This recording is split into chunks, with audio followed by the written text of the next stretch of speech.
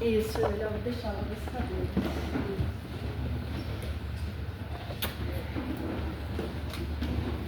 Esse tem uma vocês podem seguir aqui já.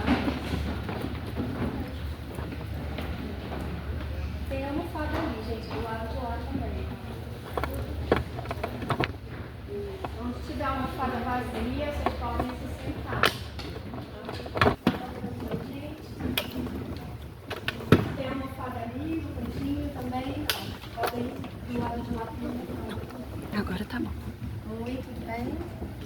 Do lado de lá também. Podem ir lá também. Pode colocar Agora sim.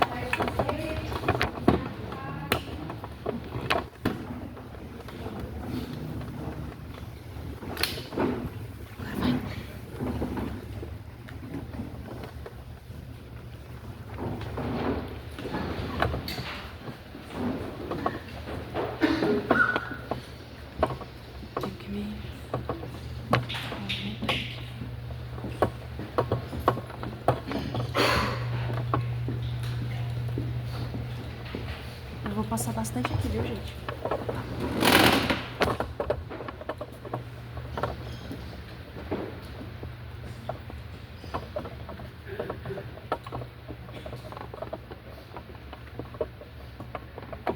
Um amigo meu, médico, assegurou-me que desde o berço a criança sente o ambiente. A criança quer nela o ser humano. No berço mesmo já começou. Tenho certeza de que em primeira tarde, no berço, foi a diferença. Por motivos que não importam, eu de algum modo devia estar sentindo que não pertencia a nada e a ninguém, assim de graça. Sim, experimentei essa fome humana. Ela continua como se fosse um destino, a ponto de fazer meu coração se contrair de inveja e desejo. Quando vejo uma flor, ela pertence a Deus. Contudo, com o tempo, sobretudo os últimos anos, perdi o jeito de ser gente.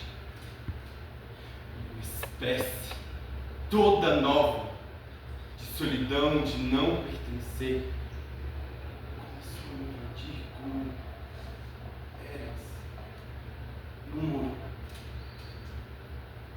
Se meu desejo mais profundo era de pertencer, por que então não participei de clubes ou associações? Porque não é isso que eu chamo de pertencer. O que eu quero, que eu não posso, é, por exemplo, que tudo que me viesse de bom eu pudesse dar aquilo que eu pertenço. Mesmo as minhas alegrias, como são solitárias às vezes. E uma alegria solitária pode se tornar patética. É como se eu tivesse um presente todo embrulhado, com papel enfeitado de presente nas mãos e não tivesse a quem dizer: tome, é seu, abra. Querendo viver em situações patéticas, uma espécie de contenção. Evitando esconde trajeto, raramente embrulho os meus sentimentos com papel de presente. Quase consigo me visualizar no berço. Quase consigo reproduzir então a premente e vaga sensação de precisar pertencer. Por motivos que nem meu pai e nem minha mãe podiam controlar, eu nasci. E fiquei apenas nascido. A vida me fez pertencer de vez em quando, me mostrando a medida do que eu perco não pertencendo. Então eu sou pertencer. É.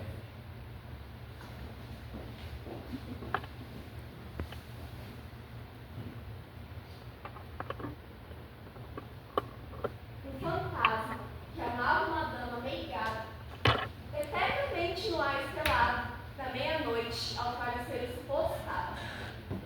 E com uma doçura muito superior à sedução das palavras do humano amor, a alma dela o fantasma cortejava. Doce, doce é a melodia envenenada. As serpentezinhas de garganta de prata que encanam no fogo seguem em odorra, eternamente a cantar: morra, oh, morra! Alma jovem, desce-te da carne e vem comigo juntar-se no tranquilo jazigo. Nosso leito é escuro, suave e atraente. A terra vai nos embalar por mais breve, por debaixo de nossa coberta de neve e de nosso lençol pesado e quente. Cara a cara é a melodia envenenada. As serpentezinhas de garganta de prata que entrando no fogo seguem em odorra, eternamente a cantar: morra, oh, morra! Então eu comecei a ouvir os dolorosos gemidos. Estava num ponto onde a força do pranto tocava duro em minha alma. Era um lugar onde a luz cala e o mugido perene ressoa, tal como faz o mar durante a tempestade, quando os ventos se combatem. Ventarrão infernal que nunca cessa de carregar os espíritos em seu redemoinho e ainda os verga e os golpeia, molestando-os. Quando chegam à beira do precipício, soltam gritos, gemidos, lamentos e blasfemam contra a virtude divina. Compreendi, então, que esse era o castigo destinado aos pecadores da carne, que submetem a razão ao desejo.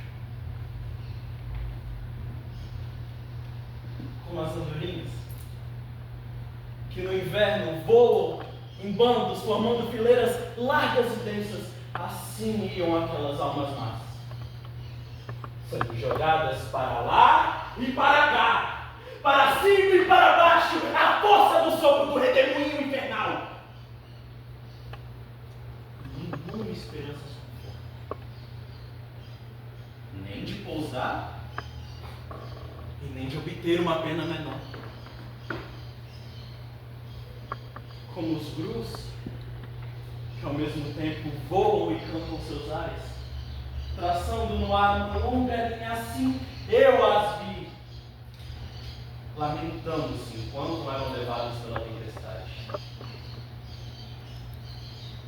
Por isso eu disse: mestre, quem é essa gente que o Arnegro castiga?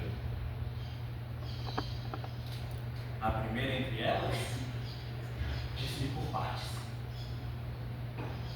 foi imperatriz de muitas estirpes. O vício da luxúria a deixou tão sem freios que, para remover qualquer culpa de seus atos, fez da libido lei.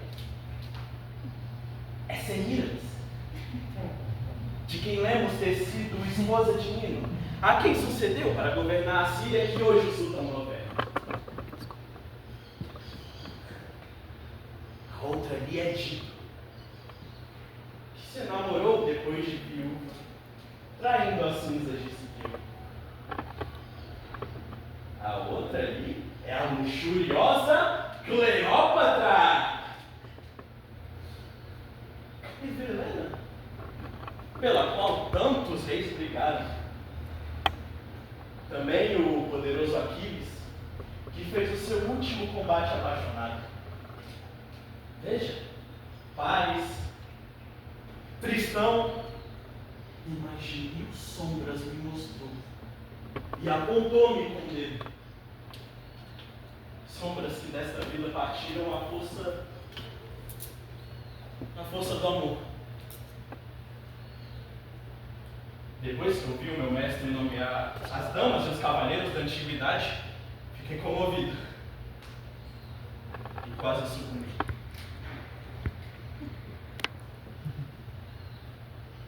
Eu estava com essa mochila quando eu fui ao bosque naquela manhã clara e amada, sozinho. Não sei direito porquê. Mas era muito cedo e eu não costumava passear sozinho no bosque, principalmente no inverno. Talvez tenha sido intuição. Afinal, nunca se sabe quando podemos encontrar alguma coisa interessante. Naquela manhã, eu encontrei algo muito interessante. Eu literalmente tropecei na mão.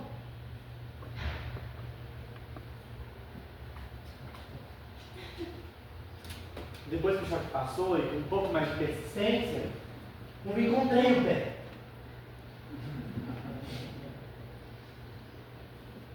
Minha mão esquerda. As pernas. O tronco. E por fim, a peça mais importante daquele quebra-cabeça humano. A cabeça. Estava em cima de uma pequena pilha de folhas, olhando para a copa das árvores. A luz do sol era filtrada pelos galhos, formando pontas douradas no chão do bosque. Eu me ajoelhei ao lado dela. Estendi minha mão, ligeiramente trêmula de ansiedade, e toquei seu rosto, afastando o cabelo. As cicatrizes não pareciam mais tão cruéis. Do mesmo modo que o Sr. Halloran a suavizou com os leves movimentos do seu pincel, a morte a suavizara com uma leve carícia na sua mão fria e frenética. Ela estava linda outra vez. Embora triste e perdida. Passei os dedos pelo seu rosto e quase sem perceber a levantei. Ela era mais pesada do que eu tinha imaginado. Mas, depois de tocá-la, eu senti que eu não podia deixá-la, largá-la. Entre as folhas desbotadas do outono, a morte não só a deixava mais bonita, como também especial. E eu era o único que percebeu isso. O único que poderia ficar com ela. Com delicadeza e reverência, eu retirei algumas flores do seu rosto e aguardei na minha mochila. Estava quente, seco, e ela não precisava ficar olhando para o sol. Não queria também que ficasse olhando para a escuridão ou que pedaços de giz entrassem nos seus olhos. Então peguei meus dedos e fechei os olhos. Antes de sair do bosque, peguei um pedaço de giz e indiquei o caminho até o restante do cadáver, para que a polícia encontrasse o corpo e o restante do corpo não ficasse desaparecido por muito tempo. Ninguém me parou falando comigo na volta. Se tivesse feito isso, eu teria confessado. Entretanto, cheguei em casa, escondi minha mochila com minha nova e preciosa posse-dele debaixo das tábuas da sua mão. Entretanto, eu sabia que eu tinha um problema. Eu sabia que eu precisava avisar a polícia sobre o corpo. Mas e se me perguntassem sobre a cabeça, eu não era um mentiroso. E se adivinhassem que eu a pegasse e se me prendessem? Então, eu tive uma ideia.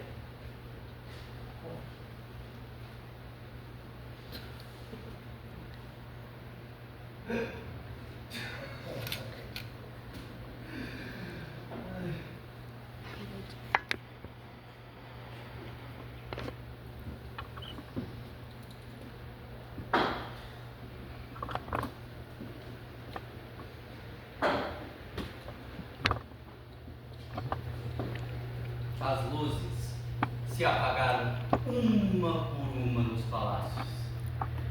As ruas se faziam ermas e a lua de sonolenta se escondia no leito de nuvens.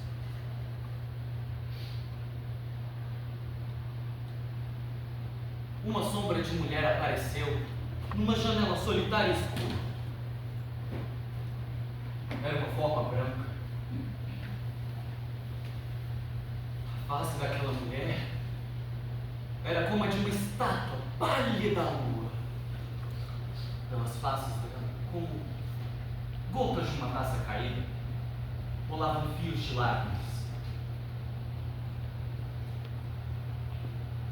Eu me encostei à aresta de um palácio. A visão desapareceu no escuro da janela.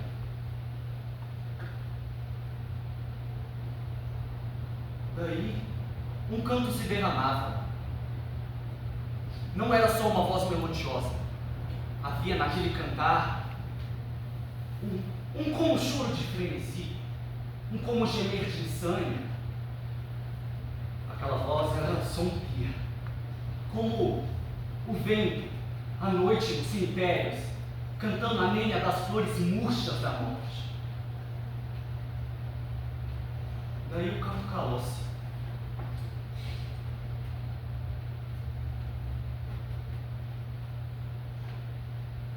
E a mulher apareceu na porta. Ela parecia espreitar se havia alguém nas ruas. Não viu a ninguém. Saiu.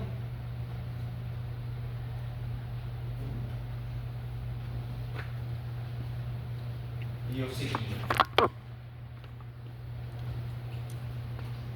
A noite ia cada vez mais alta. A lua sumira-se no céu. E a chuva caía as gotas pesadas. Somente eu sentia nas faces caírem grossas lágrimas de água. Nós andamos longo tempo pelo labirinto de ruas. Enfim, ela parou.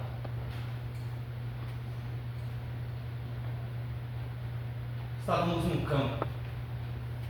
Aqui, ali, além, eram cruzes que se erguiam de entre o herbaçal. Ela ajoelhou-se, parecia soluçar. Em torno dela passavam as aves da noite e...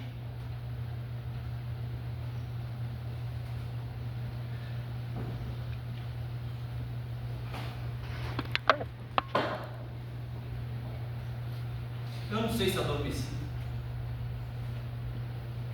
Mas quando amanheceu, achei-me a sós no cemitério.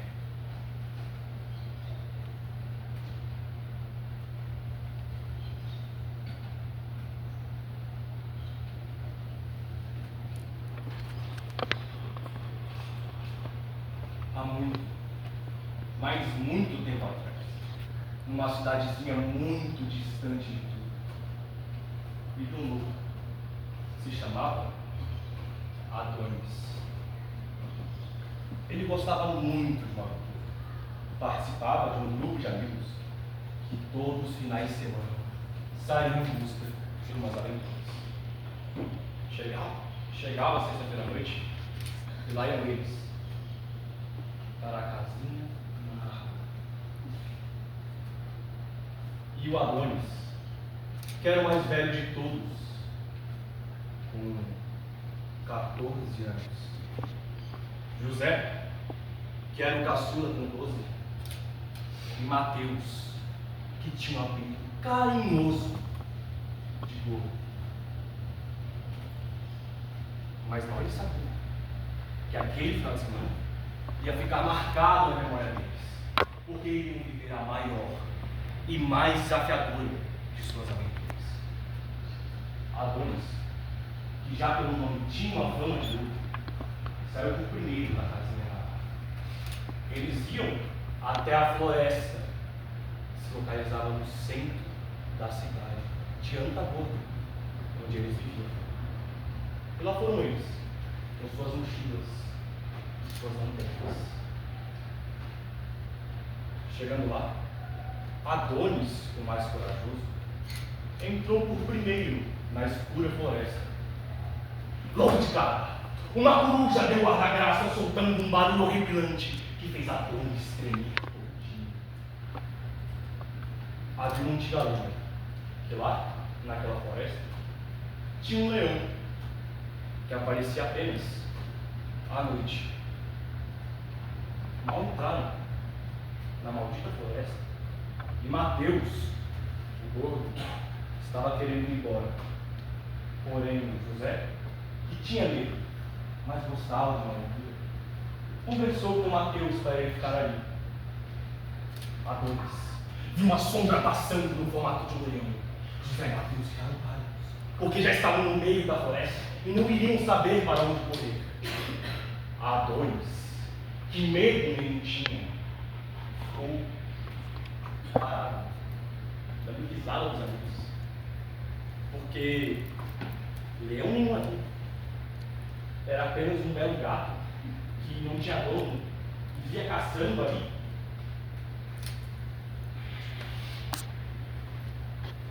José e Mateus até hoje se arrependem de ter ido com Adonis naquela floresta, porque até hoje ele fica caçando dos dois que ficaram com medo de um gato. Fora que Adonis espalhou para toda a cidade de Antagônida e eles eram leprosos. Os filhos de prata e vida não cantava. A morte, ao vir, soltou-lhe a garganta calada. Na marcha de Caniços, o peito encostou. E a primeira e última canção cantou. Adeus, alegria! Ó morte! Fecha meus lábios. Há mais gansos do que cisnes, mais tolos do que sábios. Há mais gansos do que cisnes, mais tolos do que sábios. Há mais gansos do que cisnes, mais tolos do que sábios.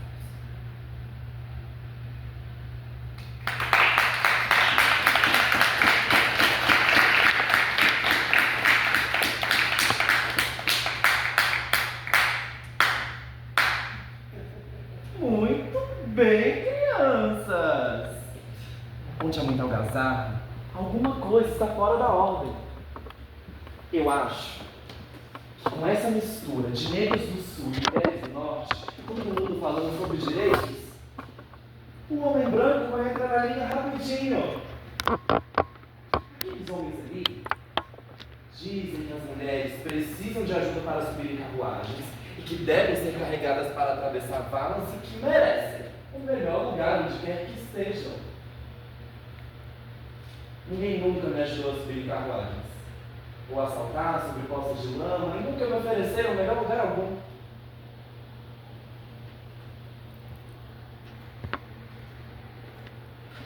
Não sou uma mulher.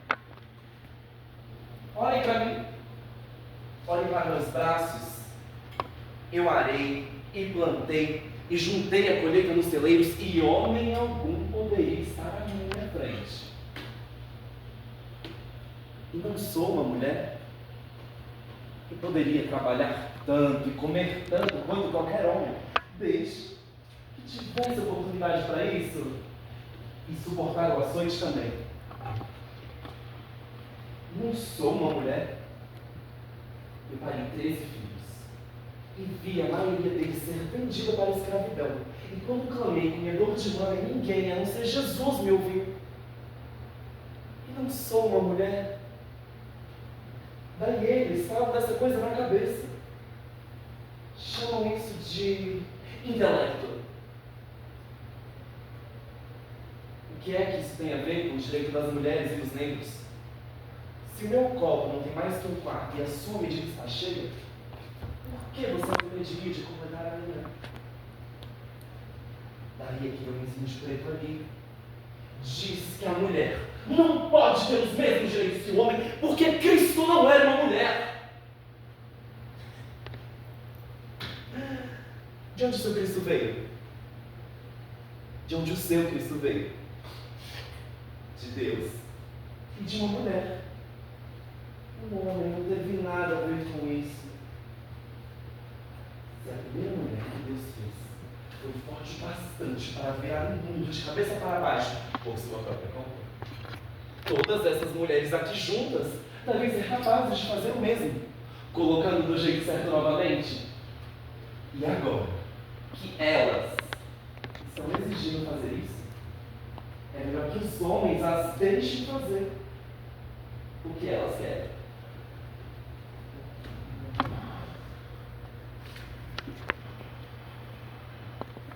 O bem que fiz também é maldade. Traz certa conivência cotidiana. Aquilo que fiz pela metade dá um nó na garganta. Adaptação nem sempre é caminho. O grito que guardei, os talentos que escondi, a febre que matei com remédios, negligenciando a necessidade de mudança, o sorriso que eu não dei para aquela criança, tudo isso mesmo. Entreguei as informações sociais, a identidade reprimida, o apego desnecessário nas águas de Oxum. Oxum ri. Solvente universal abriu seus braços luz disposta a dissolver o córrego das minhas mágoas em sua caudelosa cachoeira a respingar de restauração. No meu lugar de ver, antes estéril, nasceu uma lágrima, derramando esperança na mirada dos olhos.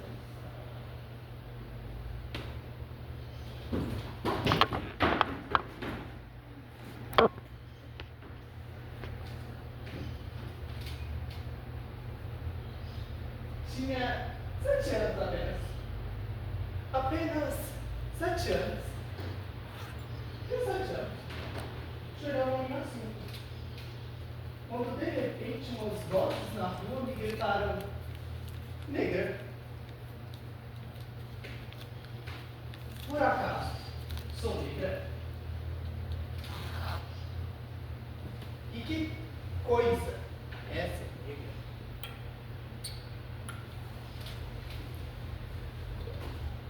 E eu não sabia a triste verdade que aquilo sentia. E eu me senti negra, como eles diziam negra. E retrocedi, como eles queriam.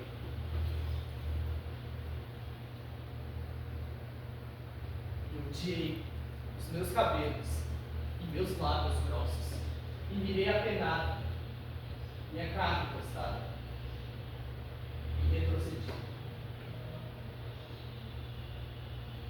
Passava-se o tempo e sempre a amargurada continuava levando nas minhas costas minha pesada carga. Como pesada. Alisei o cabelo. Passei pó na cara.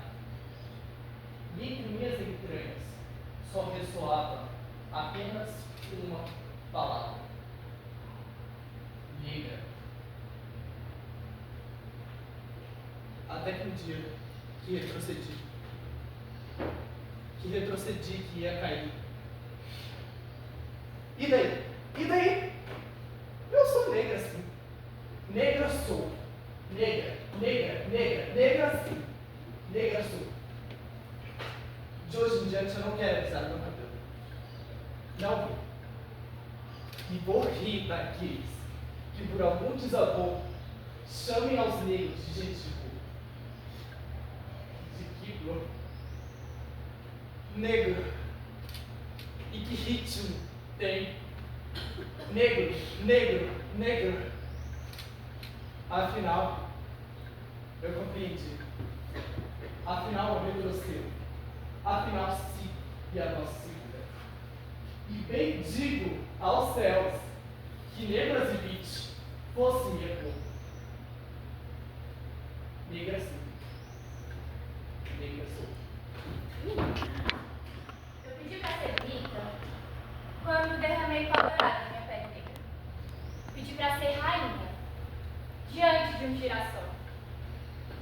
Passando as pétalas no meu corpo, adensando as curvas das minhas margens verdes. eu bela e cada dia mais negra. Depois do banho de cachoeira, da tarde de passeio com as cobras do meu quintal, descobri meu rosto com as pedras da lua. Pintei minhas unhas com mel.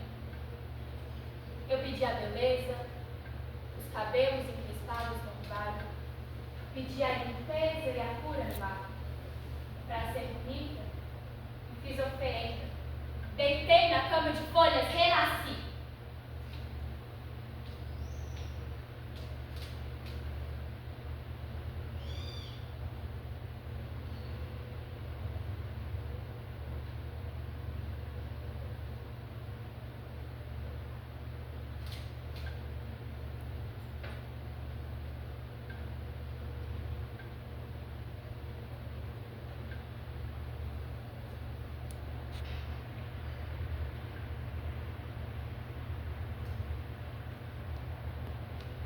O que eu faço com a minha cara de índia?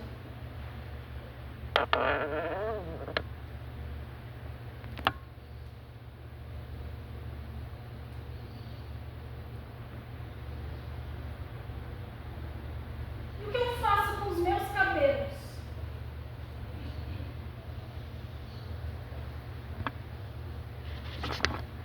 O que eu faço com a minha história?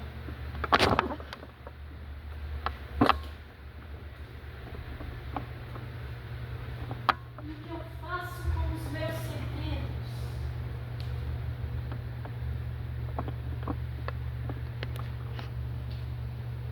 O que eu faço com a minha cara de índia? O que eu faço com os meus espíritos? O que eu faço com o meu tutor? O que eu faço com os meus ciclos?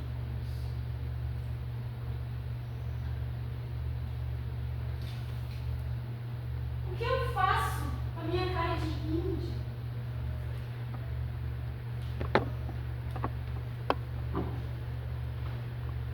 O que eu faço com o meu toré? O que eu faço com os meus caboclos? O que eu faço com o meu sagrado? O que eu faço com a minha terra?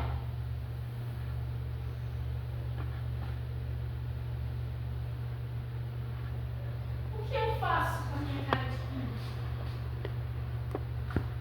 O que eu faço com o meu sangue? O que eu faço com a minha consciência? O que eu faço com a minha luta? E o que eu faço com os nossos filhos?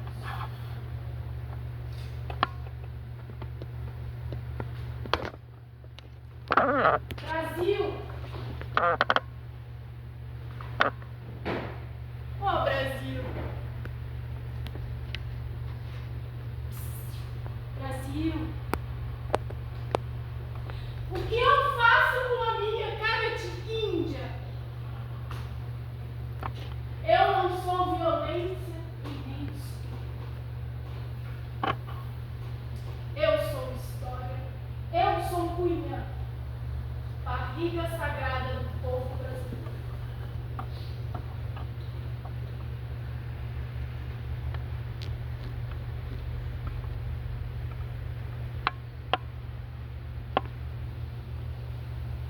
O ventre que gerou o povo brasileiro hoje está só.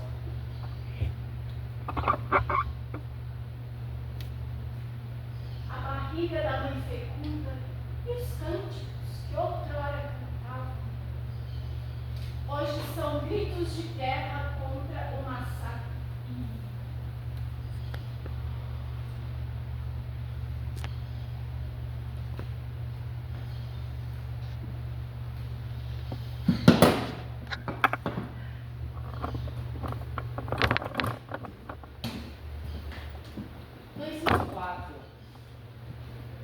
Ou 2005. Tenho 12 ou 13 anos e sou caminhando para minha melhor amiga.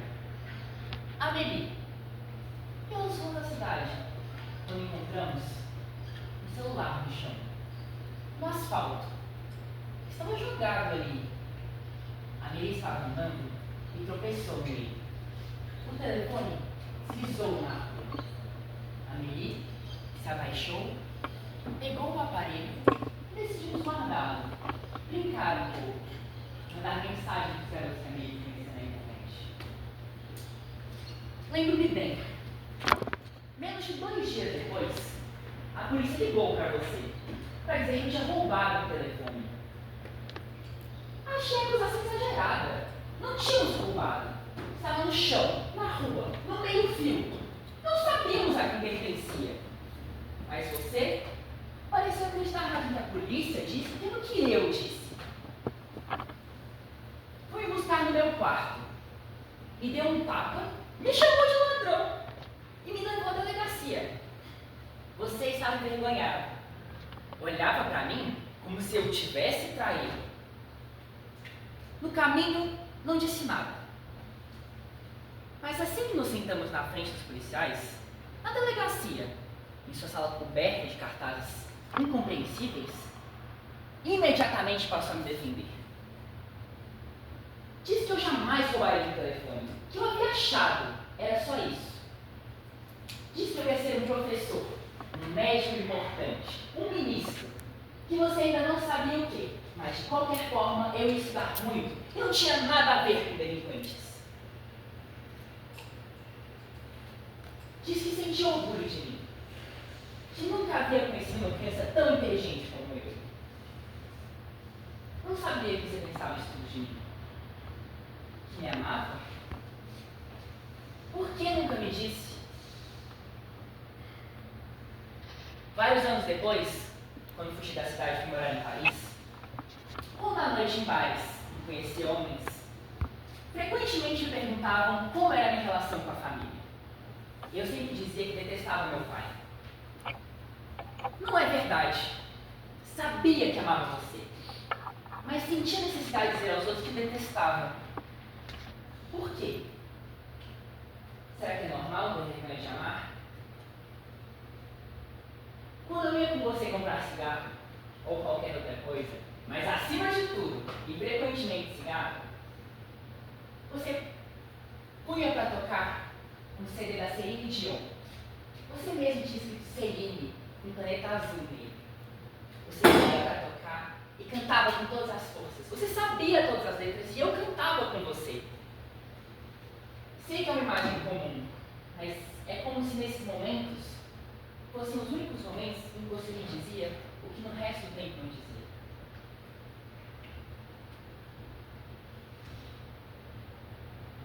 Quando você bebia demais, baixava os olhos e dizia que me amava, que não entendia porque no resto do tempo era tão violento.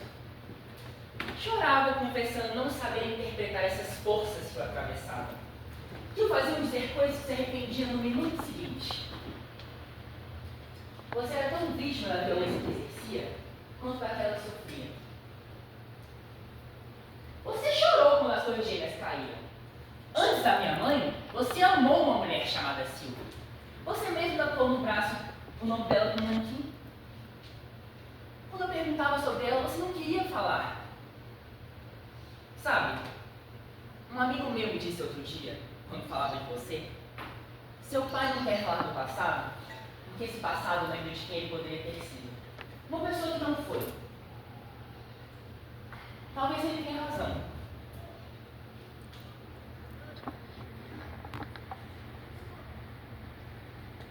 Quando eu ia na padaria comprar doces, você pegava uma do pacote, olhava para mim com cara de culpado e dizia: não conta para sua mãe. De repente, você tinha a mesma idade que eu. Você esfregava as mãos antes de comer.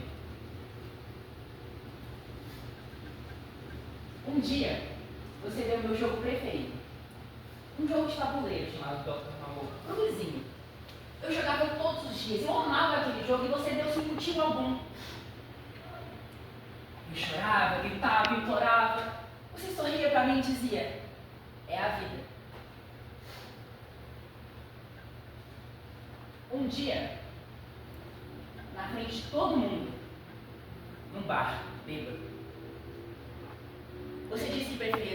filhos, não eu.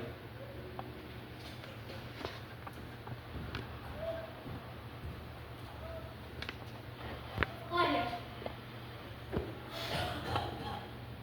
a janela da Bela Arabella.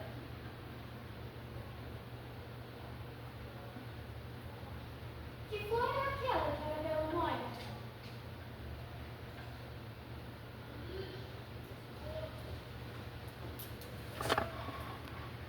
É uma flor amarela.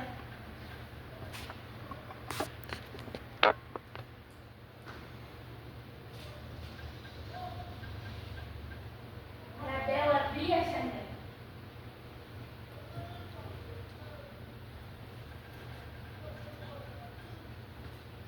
Carolina erguia a cortina.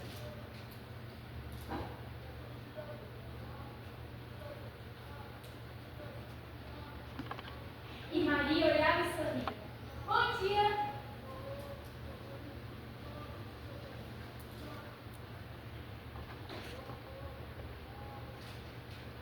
A Arabella foi sempre a mais bela.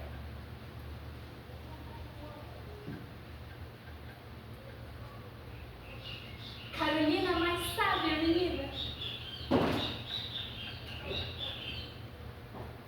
E Maria olhava e sorria.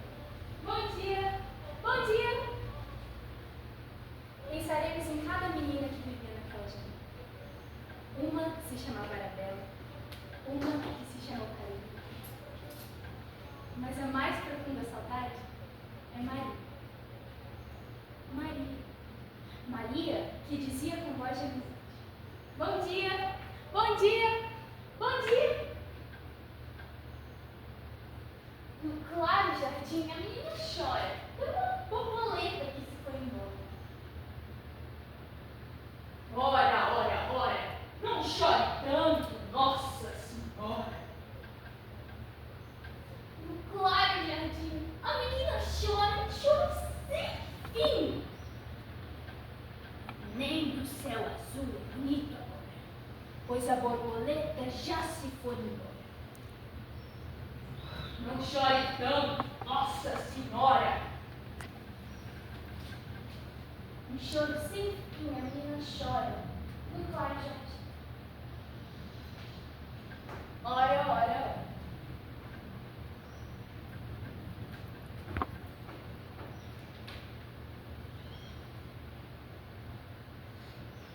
Na escola, sem Bibiana ao lado para me ajudar, minha vida se tornou um tormento.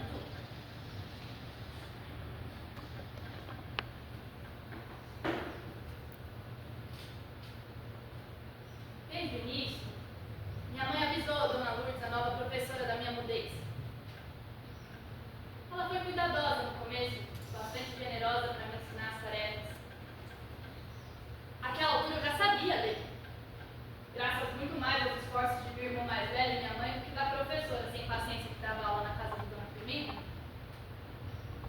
Para mim era suficiente. Diferente de Bibiana, que falava em ser professora, eu gostava mesmo era da roça, da cozinha, fazer azeite, de despolvar buriti. Me atraía a matemática. Muito menos as letras de Dona Lourdes.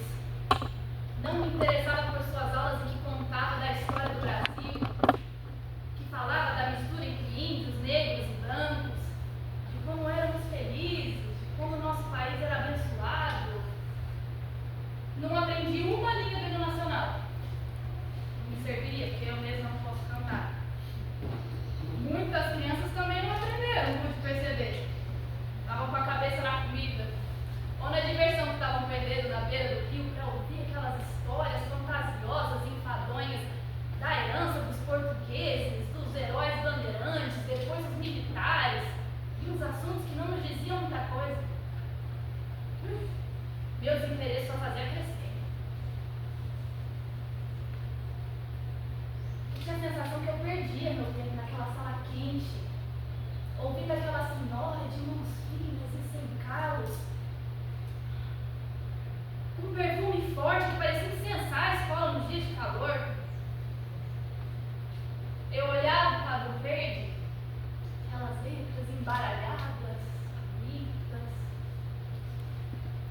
formavam palavras e frases difíceis que não entravam na minha cabeça. E pensava no meu pai na paz, encontrando coisa nova na terra para qual se dedicar, ou minha mãe cuidando do quintal, dos bichos, costurando. E as horas pareciam custar passar para que eu pudesse tomar meu rumo para casa. Minha apatia vinha também de perceber que tinha crianças muito mais novas, algumas mais dispostas a aprender, lendo, com muitos erros, mas em voz alta, sendo interrompidos a cada 2 palavras por Dona Luz para eles corrigir a pronúncia. Eu conseguia ler, acompanhava a escrita, conseguia identificar alguns erros nas pronúncias, graças ao que eu havia aprendido antes.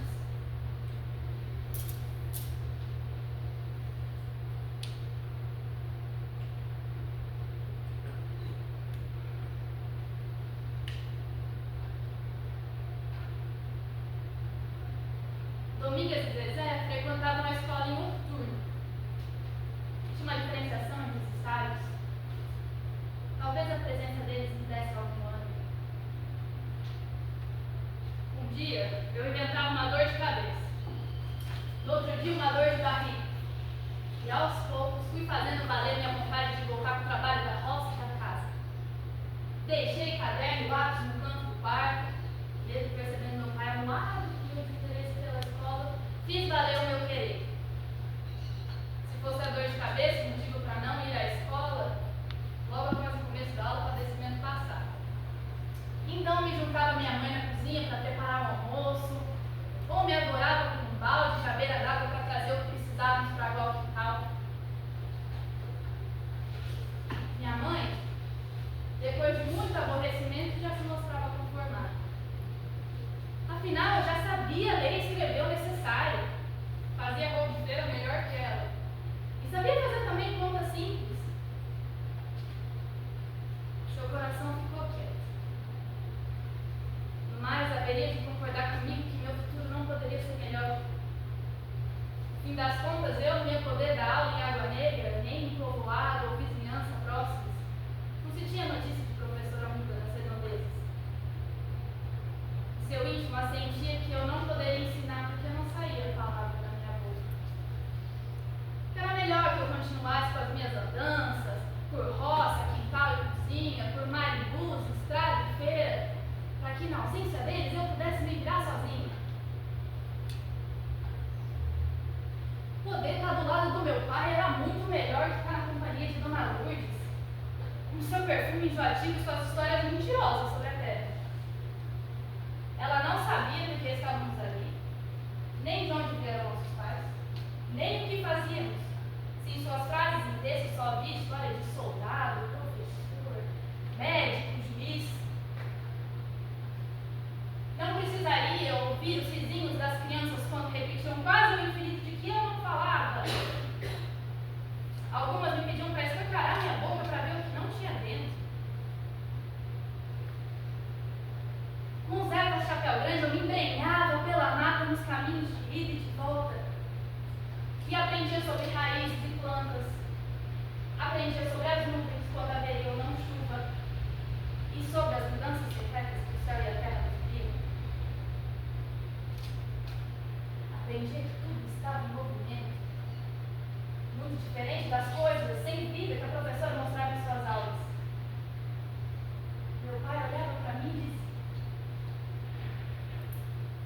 o vento não sopra, ele é a própria viração. E tudo aquilo fazia sentido. Se o ar não se movimenta, não tem vida. Se a gente não se movimenta, não tem vida. Ele tentava me ensinar atento ao movimento dos animais, dos bichos, insetos e plantas. Alumbrava meu horizonte quando me fazia sentir no corpo a natureza e as lições que havia me dado. Meu pai não tinha letra, nem matemática, mas conhecia as fases da lua. Sabia que na lua cheia se planta quase tudo. Que mandioca, frutas, bananas gostam do plantio na lua nova. Que na lua minguante não se planta nada, só se faz capim e coisa. Sabia que para um pé crescer forte tinha que se fazer a limpeza todos os dias para que não se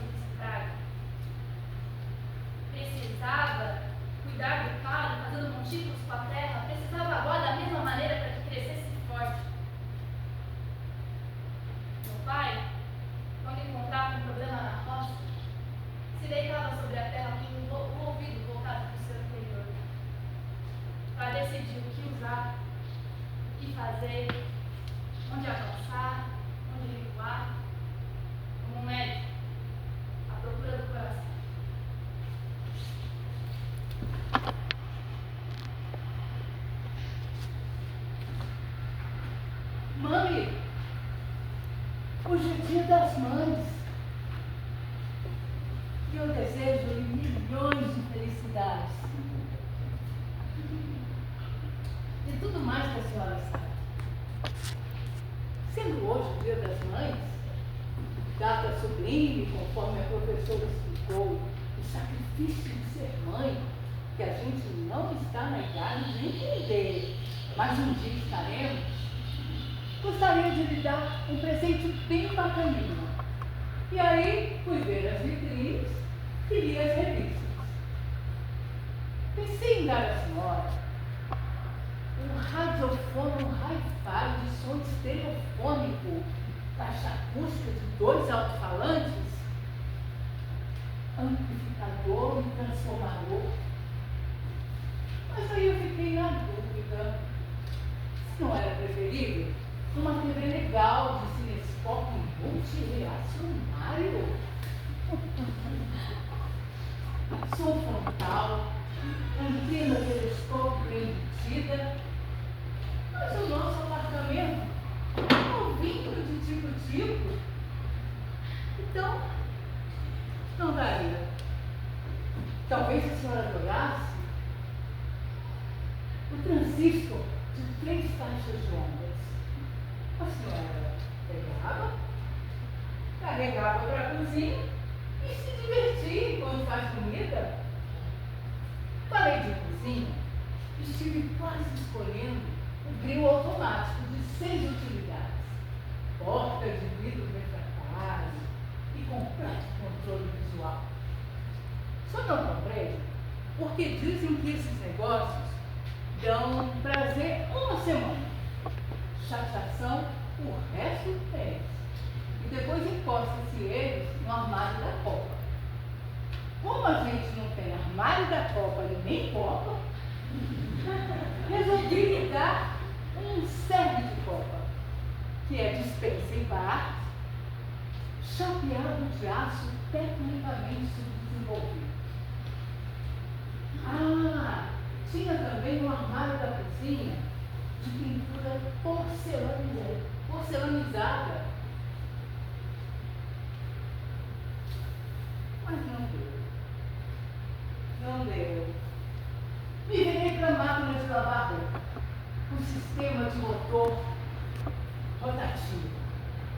Mas a senhora podia se ofender de eu querer acabar com a sua roupa lavada no tanque, alvinha que nem pomba branca. Mami bate, esfrega essa roupa com tanto capricho, enquanto eu estou no cinema ou tomo sorvete com a turma. Quase entrei na loja para comprar um aparelho de ar-condicionado de 3 capacidades. Nosso apartamentinho de fundo, embaixo do terraço, é um forno. Mas a senhora vive espirrando. Aí, é melhor não inventar moda. Mami, o braço dói. Dói. Tanto escrever. Tinha um liquidificador de 3 velocidades. E eu sempre quis que a senhora não tivesse trabalho de ficar espremendo laranja.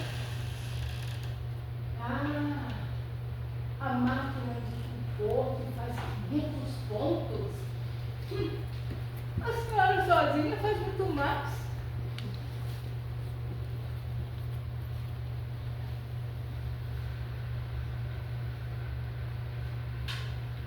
Secador de cabelo para mami. Gritei. Mas aí eu vi que a senhora não é desses luxos. Uma cadeira anatômica. Poxa, um espetáculo. Mas também me lembrei que a minha mamãezinha nunca tem tempo de sentar. Mas o quê? Um colar de pérolas acetinadas, uma caixa de plástico perolado, par de meias.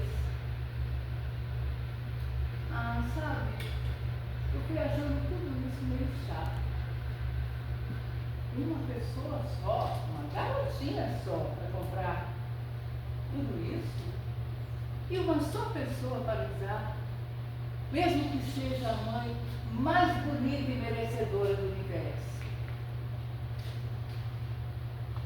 E sabe de uma coisa, mãe? Eu não tinha nem 20 cruzeiros. Eu pensava que na véspera desse dia a gente ganhasse, não sei como, uma carteira cheia de notas amarelas. Mas eu não recebi nada. Então, aceite, mano, o meu beijo bem pesado e carinhosão da tua filhinha Isabel.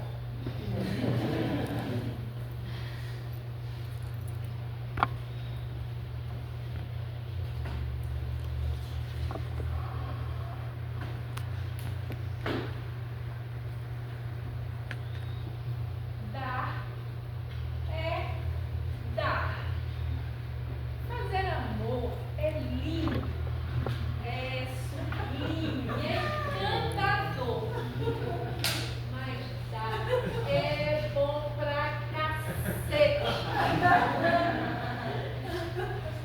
Dar é aquela coisa que alguém te puxa os cabelos da nuca, te chama de nomes que eu não escreveria. Não te vira com delicadeza, não sente vergonha de ritmos animais.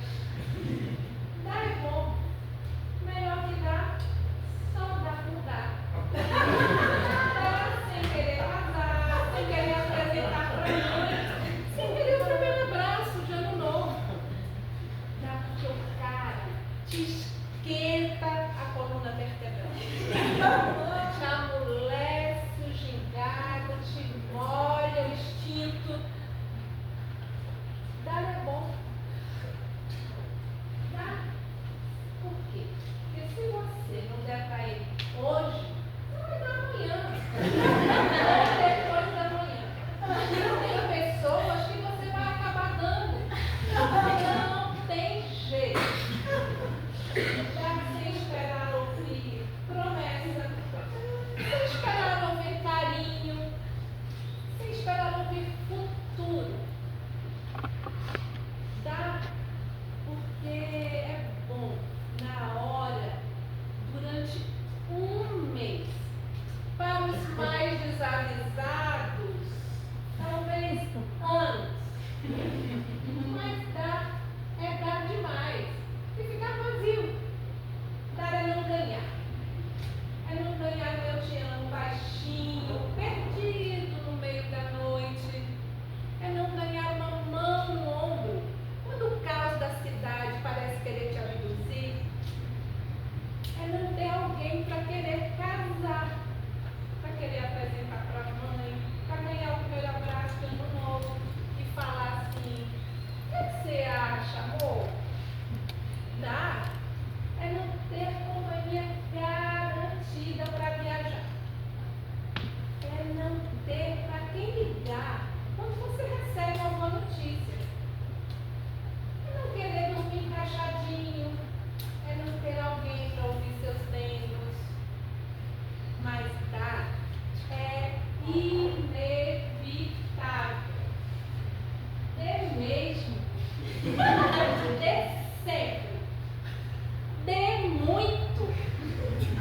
Mas dê mais ainda. Muito mais do que qualquer coisa. Uma chance ao amor. Esse sim é o maior tesão. Esse sim relaxa, cura todo o mau humor, ameniza todas as crises e faz você flutuar. Experimente ser amada. Experimente ser amado. Experimente ser amada.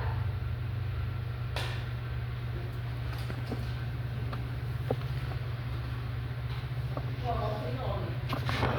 Mas não é nada que a gente pode reconhecer só de olhar. Agora a gente sabe que tem um local e intensidades que cabem na ciência. A raiva, o ódio, o medo entortam a cara de um jeito provável de se manifestar. Mas e o amor? O que é o amor se não um monte de gostar? Gostar de falar, gostar de tocar, gostar de cheirar, gostar de ouvir, gostar de olhar. O amor não passa de um gostar de muitos verbos ao mesmo tempo. O que mais existe no mundo são pessoas que nunca vão se conhecer. Nasceram num lugar distante e o acaso não fará pesquisa. Um desperdício. Muitos desses encontros destinados a não acontecer poderiam ter sido arrebatadores por afinidade, por atração que não se explica, por força das circunstâncias, por químicas ocultas. Quem pode saber quanto amor se perde nessa falta de sintonia? Não é preciso ir longe. Alguém pode passar pela esquerda, encontramos distraídos para a direita. Por um triz, o paralelo nos obriga ao desencontro eterno. É preciso uma coincidência qualquer para que o amor se instale. Não é tolo dizer que o amor é sagrado. Existe um certo milagre nos encontros. Algumas vezes, as mudanças acontecem na marra. Uma guilhotina afiada corta nossas mãos e todas as rédeas escapam. É o que pensamos ter acontecido. Até que nos damos conta de que nunca houve rédeas. Ninguém monta na vida. Brincamos de escolher, brincamos de poder conduzir o destino. Precisamos dessa ilusão para viver os dias de antes. Os dias em que podemos tudo, só porque pensamos poder. Até que a vontade que está fora da gente joga sua sombra densa e pegajosa. Ficamos prisioneiros do que não queremos, muito antes da morte.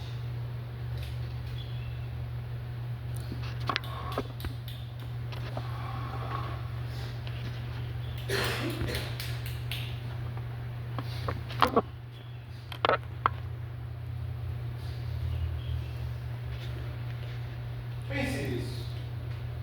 Quando dão a você de presente um relógio, estão dando a você um pequeno inferno enfeitado. Uma corrente de rosas, um calabouço de ar. Não dão somente o relógio. Muitas felicidades. Esperamos que dure. Porque é suíço, o único brasileiro em mim. Não dão somente esse quebra-pedras que você aterá o curso e levará para passear. Dão a você. Eles não sabem. O terrível é que eles não sabem.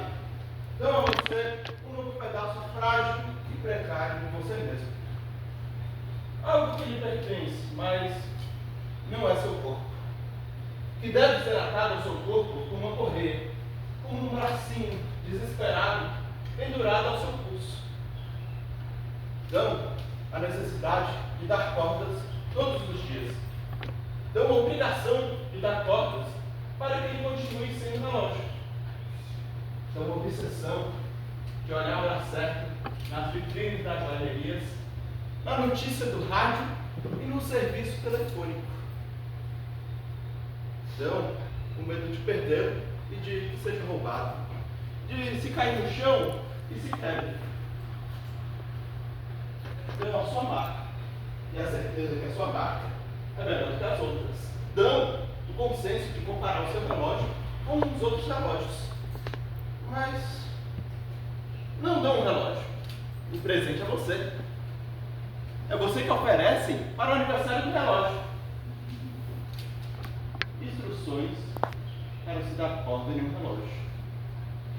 Lá no fundo está a morte. Mas não tenha medo.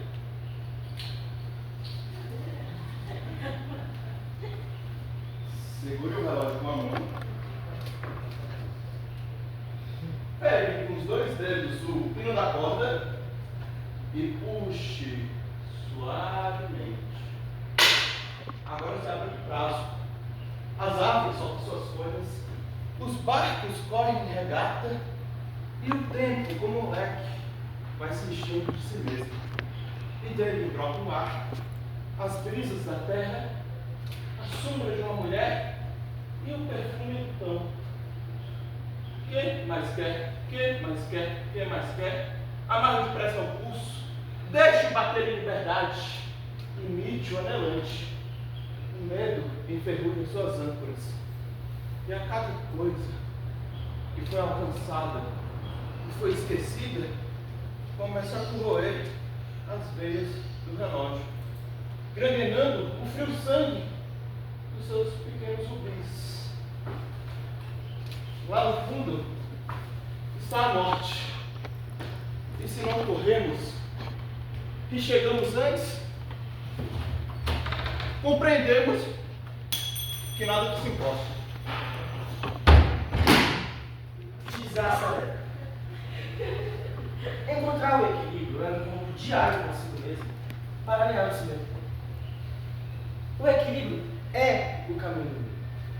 O respiro, não o desespero. Não é a ausência e a eliminação de tudo que possa parecer negativo. É presença com direção. A vida ela não deixa de te apresentar em momentos de tristeza, de estresse, de raiva ou de dor. Equilíbrio não é a ausência disso. Equilíbrio é viver isso. Vivenciar. Mas voltar ao caminho do meio. O caminho não pede abandono daquilo que pesa. Não é fuga.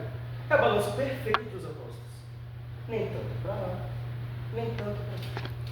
Pede consciência. A partir de hoje, apenas a dose ideal que te mantém humano e divino o suficiente em mesmo. Entre a falta e o excesso, a luxúria e a castidade, o ódio e o amor incondicional e tantos outros paradoxos da vida. Existe um espaço. Tente habitar esse espaço. E o principal, abandone o julgamento. Nossas histórias únicas fazem com que cada desafio seja mais fácil para uns em alguns aspectos, menos difícil para outros em outros aspectos. Portanto, se atente à sua jornada e seja luz na jornada do outro. Namastê.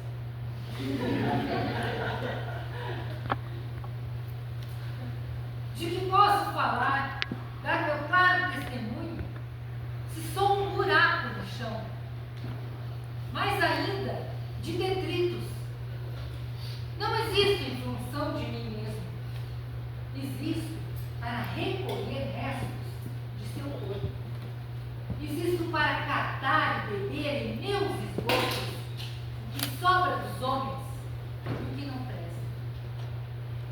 Uns vivem das partes boas, sentimentos, paixões, sonhos.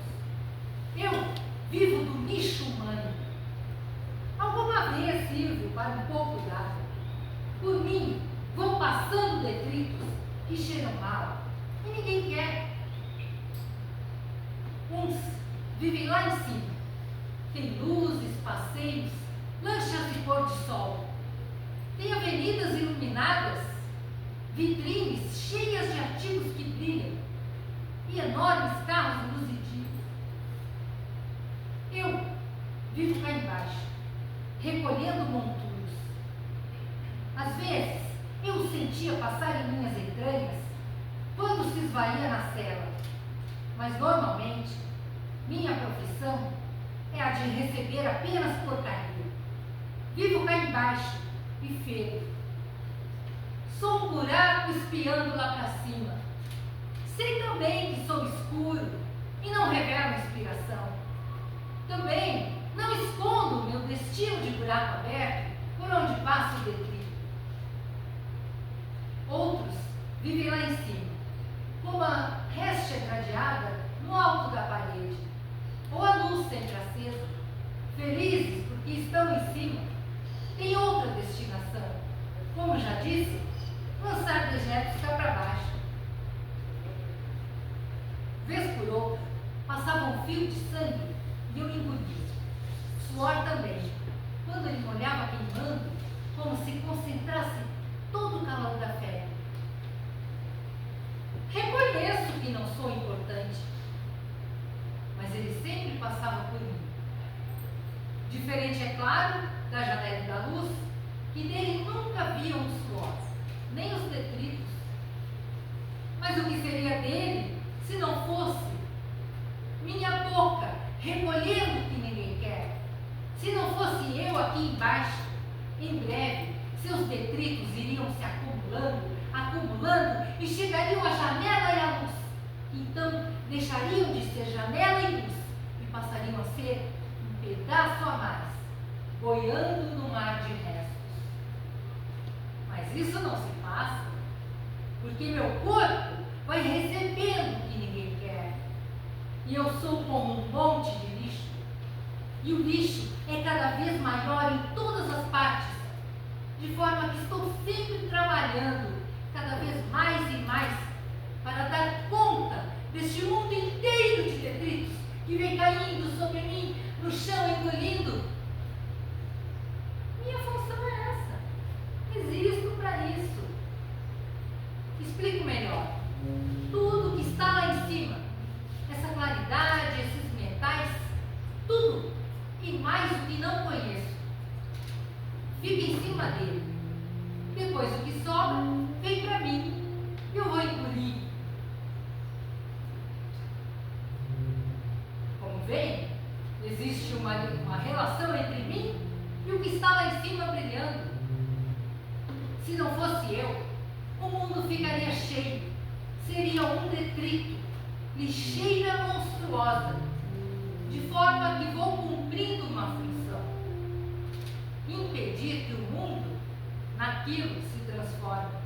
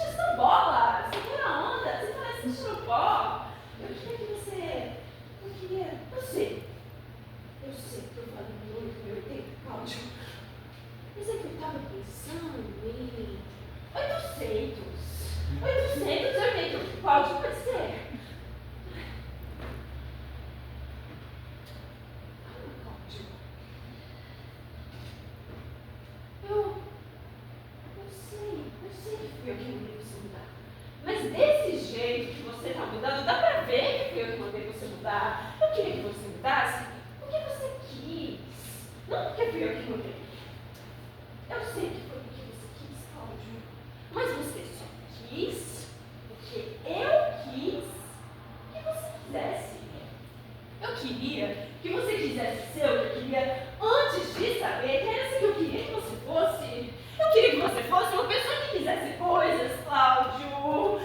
Calma, Cláudio, eu disse coisas. Não foi você que ele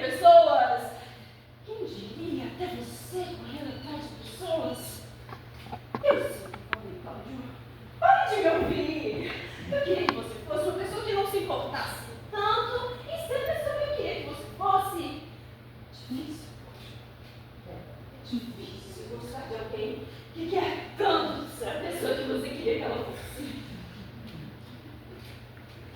O problema, Cláudia, é que eu tô gostando tanto de você. Você mesmo. Do jeito que você é. Volta, Cláudio. Queria ser simples. De tudo que eu já quis. Juro, esse me parece o mais disparatado dos desejos. De todas as ideias de merda que eu já tive, essa é a que mais pega. Queria não me importar se Noturno número 2 que eu escuto é mal interpretado. Porque, afinal, eu não entendo de piano. Eu não posso dizer que essa é uma merda de interpretação. Mas eu sei que é uma merda. Isso me fere os nervos mais do que os ouvidos.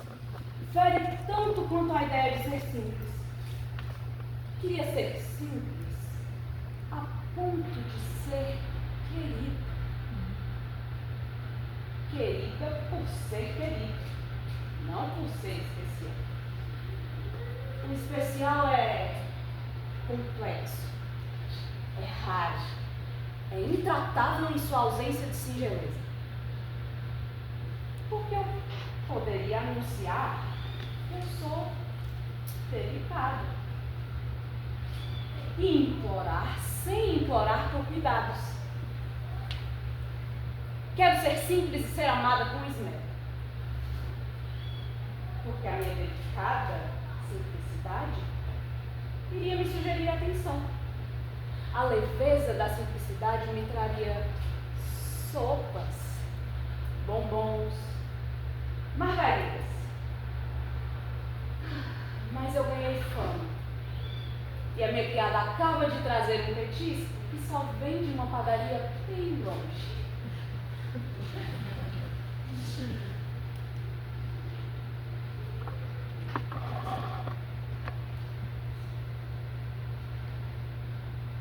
Apesar da escura, talvez a mais escura em pleno dia precedeu essa coisa que eu não quero sequer tentar definir. Em pleno dia à noite. Essa coisa que eu não quero ainda definir é uma luz tranquila dentro de mim. E a ela chamaria de alegria. Alegria mansa. Estou um pouco estonteada. Como se o coração me tivesse sido tirado. E em lugar dele tivesse agora uma súbita ausência. Uma ausência quase palpável do que um dia já foi um álbum banhado pela escuridão da dor. Não estou sentindo nada. É ao contrário de um torpor. É um modo mais leve e mais silencioso de existir. Mas também estou inquieta. Eu estava organizada para me curar da angústia e da dor. Mas agora, como que me arrumo com essa simples e tranquila alegria? Que não estou habituada a não precisar do meu próprio consolo. A palavra consolo apareceu sem eu sentir. Não vi. E quando fui procurá-la, ela já não existia mais. Nem como carne, nem espírito. Não existia mais como pensamento.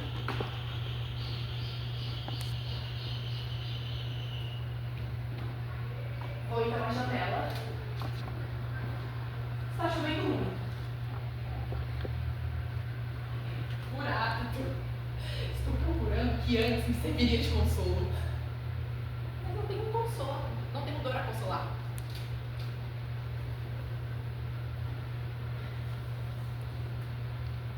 Sei. Estou procurando na chuva uma alegria tão grande que se compare à dor.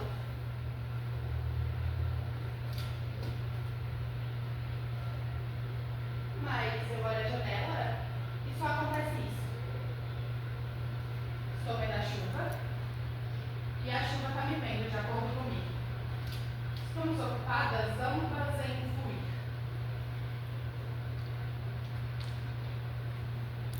tempo durará esse meu estado? Percebo que com essa pergunta estou apalpando meu pulso em busca do latejar do olho de diante. E vejo que não existe mais o latejar da dor. Não estou sentindo nada.